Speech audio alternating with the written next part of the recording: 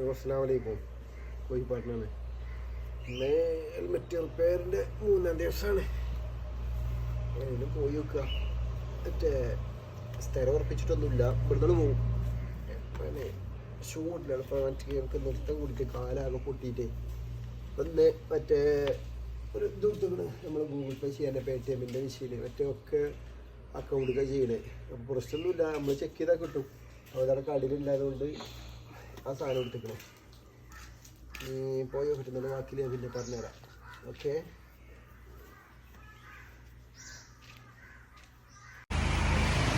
അപ്പം നമ്മൾ എത്തിക്കണത് പുത്തനൈയാണ്.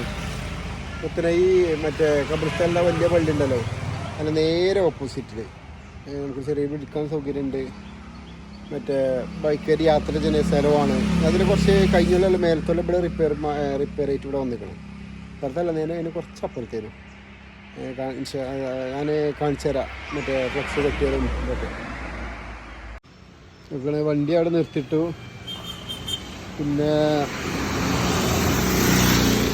അവിടെ ബോർഡ് കൊടുത്തേക്കണം. വലിയ വണ്ടി അവിടെ ഉണ്ട്. മറ്റേ ബോർഡ് അവിടെ വെച്ചു.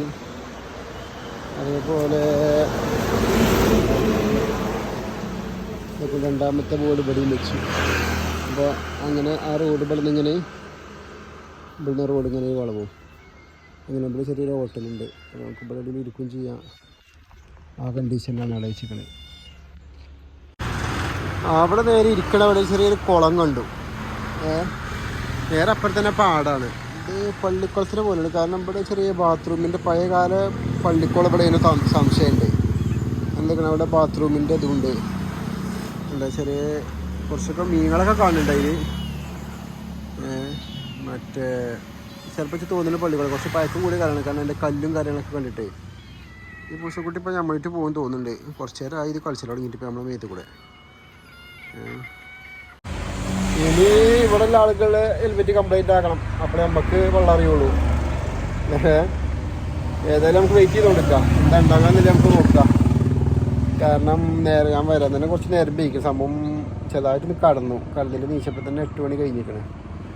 സമയം ഇപ്പോൾ 9 മണിയായി. ഇപ്പോൾ ആകെ ബുദ്ധി ആക്കിയിട്ടുള്ളൂ. അപ്പോൾ അതിന് 9 മണിയായി. ഇതിൻ്റെ ബാക്കിയുള്ള വിശേഷം ഞാൻ പിന്നെ പറഞ്ഞുതരാം. ഇതിൻ്റെ പുത്തന ജുമാ മസ്ജിദാണ്. ഇവിടെ വലിയ സ്പെഷ്യൽ വലിയ പള്ളിയാണ്. കാരണം ഖബർസ്ഥാനൊക്കെ വലിയ പള്ളിയാണ്.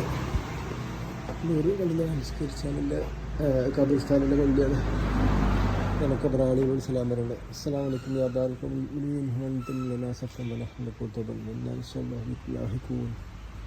ഇതാണ് ഏറ്റവും ചെറിയ രീതിയിൽ പറയുന്നത്. നമുക്ക് നിസ്കാരം കഴിഞ്ഞിട്ട് കാണാം.